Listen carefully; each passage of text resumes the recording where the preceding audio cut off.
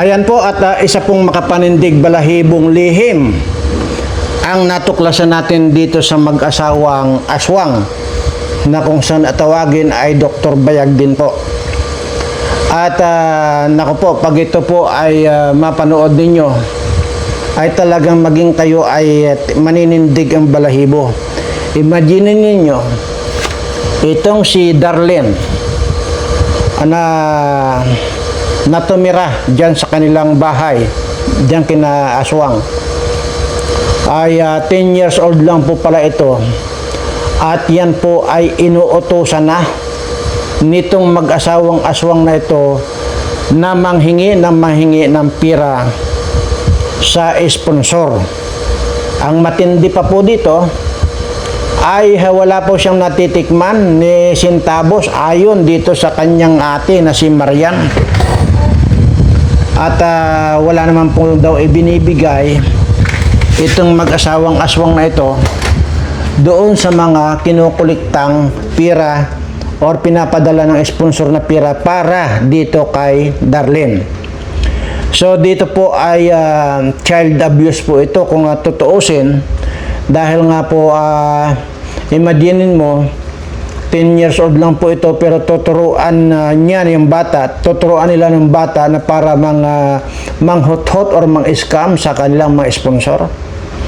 At ito po yung talagang nakakapangilabot para sa akin.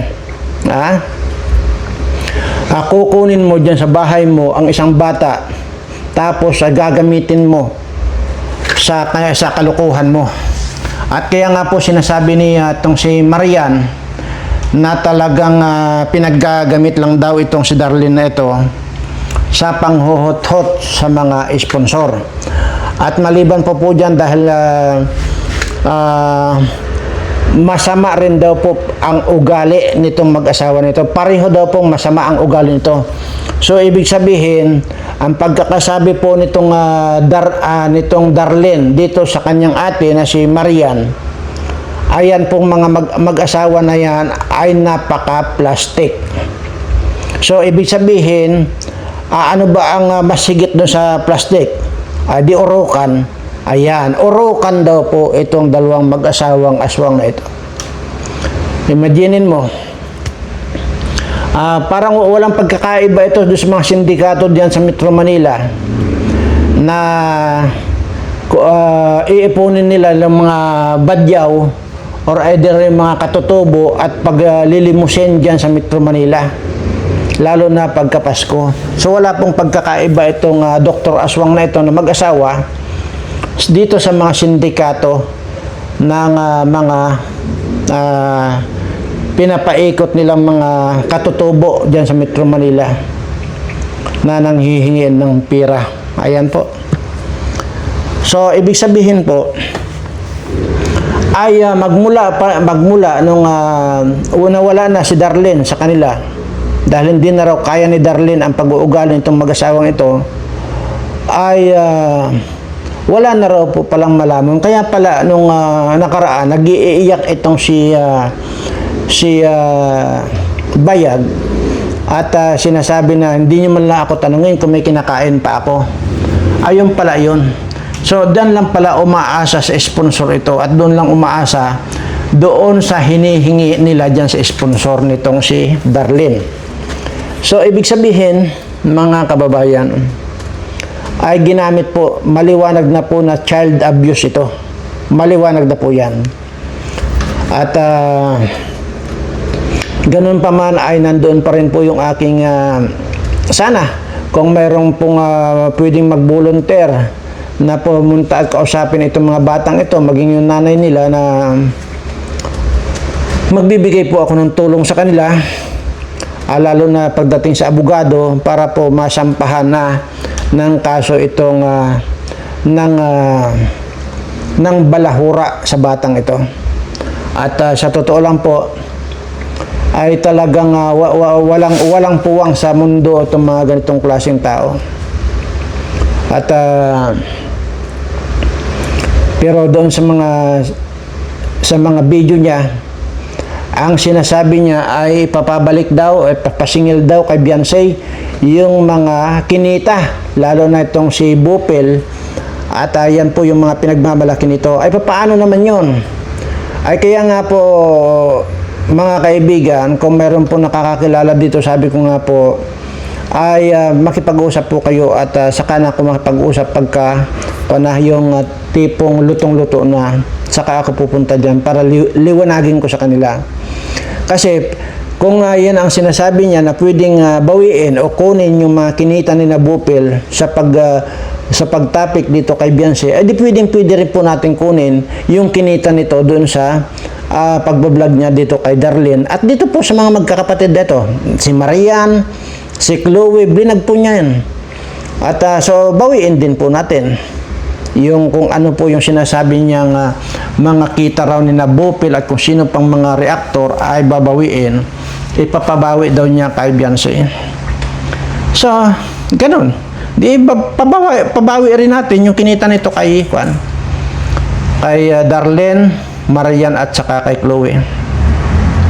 Napakasama daw po talaga ng ugali nitong mag-asawang aswang na ito. Anyway, ito na po hindi na po natin pagtatagalin at ito na po at ipi-play ko po dito yung video nung pag-interview po ni Kuya Bal Santos Matubang dito kay Marian. Kaya po hihiramin ko lang po ito kaya Kuya Bal, itong iyong video, yung pag-interview dito kay Marian, para ma-play ko lang po dito sa aking kuwan para sa kaalaman po ng marami na ito pong aswang na ito ay talagang hindi na dapat pinagtatagal ito. So ito na po, ito na po yung video. Ngayon, ang gusto ko lang malaman, di ba si Darlene ay kinuha ni Dr. Love? Opo. Nakailang buwan siya kina Dr. Love? Medyo matagal din po at simula't makatapos po siya ng... Taon din? Hindi man po. Siguro mga, 8 months. 8 months. 8 months? 8 months. Ngayon, ba't umalis doon kina Dr. Love? Ba't ang alis? Gawa po ng... Pinagagamit lang din si Darlene sa mga... Pinagagamit? Paano pinagagamit? Sa mga sponsor po niya. Pinahiya man si Darlene. Saka, iba din po daw ang ugali niya ng mag-asawa. Paano ginagamit si Darlene? Gaya po ng pag-aano niya kay Darlene pag sa sponsor. Ginagawang anuhan si Darlene. Oh, siyempre vlogger yun. Opo. Naghanap ng sponsor, binablog. Eh, pag hindi binablog, di paano? Inuutusan. Mismo pong si Darlene din nagsabi na inuutusan po siya na manghingi sa sponsor. Paano manghingi ng isang sponsor? Nang panggastos po ata niya. Tapos hindi man binibigay kay Darlene na yung perang nanggagaling sa sponsor. Baka naman wala pang binibigay. Nasabi po kasi si Darlene sa amin na Kasi hindi man lahat na hingi ka, bibigay yung sponsor. yung Paano malaman na may binibigay? nasabi po si yung kausap ng sponsor, nasabi po kay Darlene na okay na, pinadala ko na. Tapos Meron ba siyang cellphone? si Darlene po, meron po nasira yung cellphone niya. Ilang taon na nga siya? 10 po. 11 ata 10. Bata pa. So, dahil doon, ayaw niya nang magpa-vlog.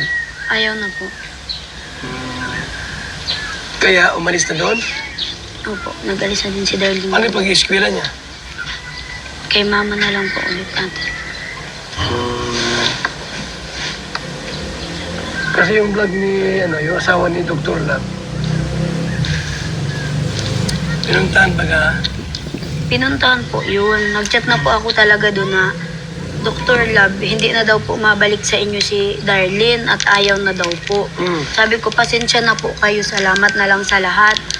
Yung pinuntahan man po pala nila, edi yun na yung naging reaction niya pagpunta niya doon.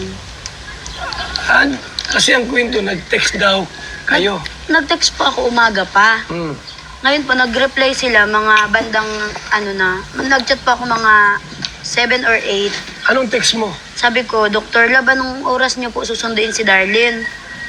E di nag-reply man po mga, mga 10. Sabi ko, Masarap itong kaping Kapeng barako, kaya kapeng Nescafe. Meron akong barako, sige. Yan, the best. Yeah.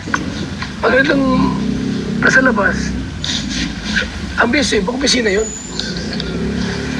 So, nag-text kayo. Nag-text po ako na... Anong text mo? Dr. Lab, anong oras po kayo masundo kay Darlene at naghihintay po si Darlene. O ngayon, Nag-reply po na mamaya pa atang gabi or hapon Mm. o kaya papadaanan ko ngayong tanghali kay Ren. mm, Eh di sinabi ko po kay Darlene. Tapos mamaya at po nagbago ang isip. Nag-chat pa ako agad.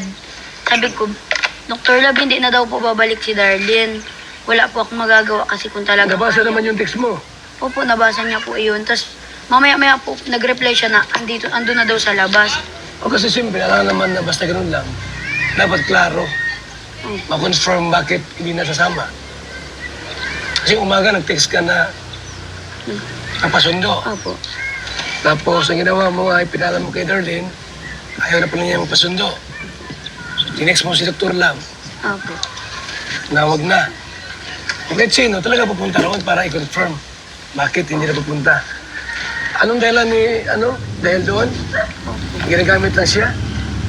Saka po, pag Paano nandun daw si Darlene sa loob ng bahay nila, hindi daw po nagang-imit si Mrs. Love. Na parang pag nasa vlog lang ay yung todo comfort, todo asikaso sila kay Darlene. Pero pag nasa loob po ng bahay na magkakasama na sila, halos hindi daw po nga mag-akit pagkain. Tahimik lang. Di po na imit si Siyempre, Mrs. Love. una-una, di man kayo kaano-ano. Creamer, gusto mo pa? Gabat? Eh, tama na yan. Nag-creamer pa tayo. Tama na yan. Okay na. Kutsarang wala. Sarap. So, maninibago Maninibago. Malit na bagay. Pero kung sana po na kinausap nila si Darlene na hindi Ikaw? man nila ginanong Okay. sa Alam mo, punta boss, nila sa bahay, siguro po naging maayos man yung pag-uwi at pagsama ni Darlene. Sa pagtrato po nila dun sa pagpunta sa bahay. very good. Kape ka muna. So, minsan, normal naman yung mga ganun sa babae na hindi gano'n nag-iinit. Tapos siyempre, kung iba-vlog, kailangan naman tahimik ka pa rin. Obligado pa rin na magsasalita.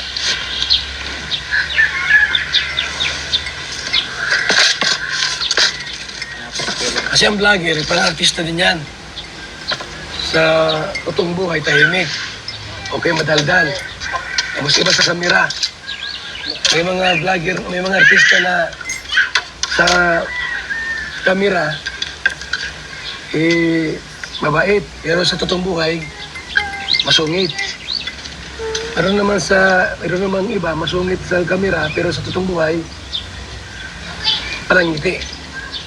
So, marahil, hindi naunawaan doon, hindi pa naintindihan niya ni Darlene. Mga bagay na yun. So, yun pa man, siyempre, naman tayo, nakikitira, magkasama ka talaga. Ganon. So, sino pa makain ito?